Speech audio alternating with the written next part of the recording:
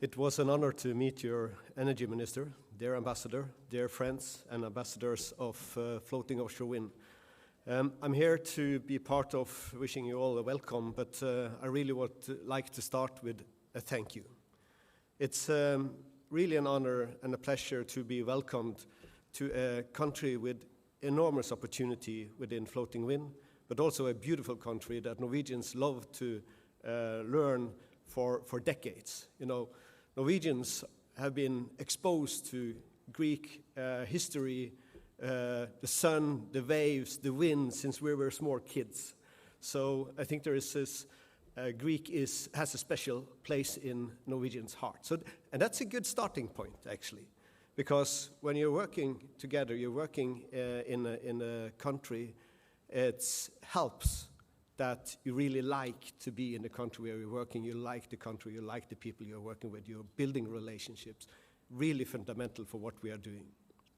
Now, Greece has wind, which is kind of a success factor. You also have a traditional legacy in the maritime industry, like we have in Norway. So we are both seafarers. We are both seafarers that have learned to tackle the wind and the waves, to operate in harsh environment.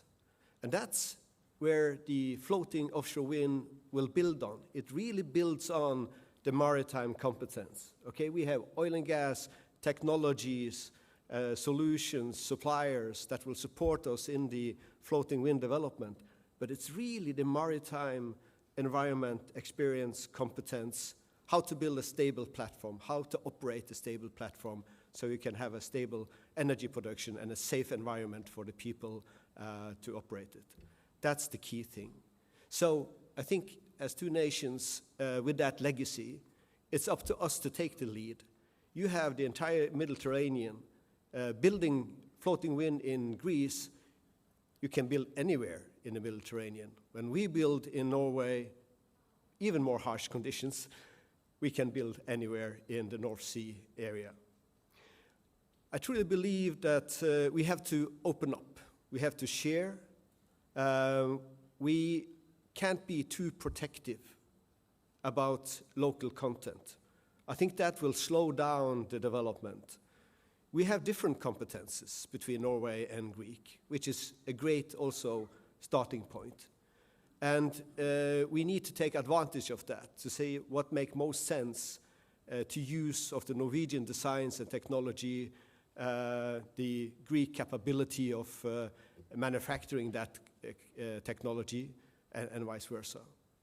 So I think we also need to look at Europe as a local content.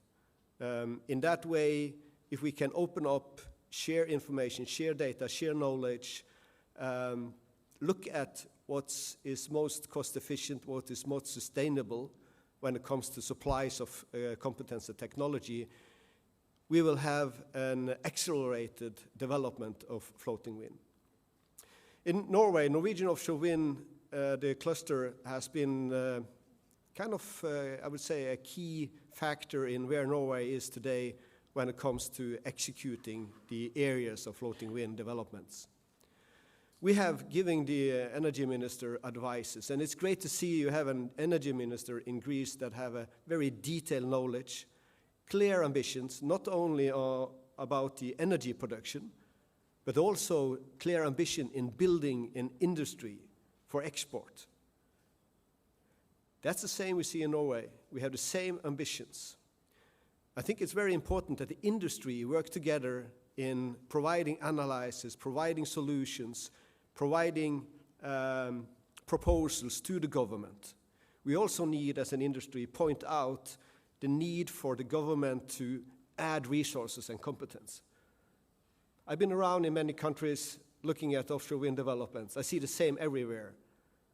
The industry is willing to invest, but if you don't have resources in the governmental bodies, it stops, it delays. So I think one of the things I think has been most important in Norway is to point that out, what kind of competence, what kind of rules and regulations, what kind of resources do we need to see through the bodies of the government and make sure it's applied. And then the industry can also move forward. Very much looking forward to the seminars today. And again, I think what I like with the offshore wind industry is that everybody talks to everybody.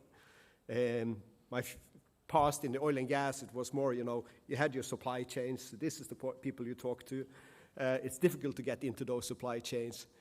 In offshore wind, everybody is looking for a solution. Everybody is willing to talk to everybody. And we should take advantage of that over the next days, not only talk to people we know, but reach out and talk to people that we don't know, because there is great opportunities in building new relations with people you don't know. And I think that's where we have to start, build their trust, build a relation, get the common knowledge, and by that we will be able to accelerate. Thank you very much for the invitation. Look very much forward to the next 2 days. Thank you.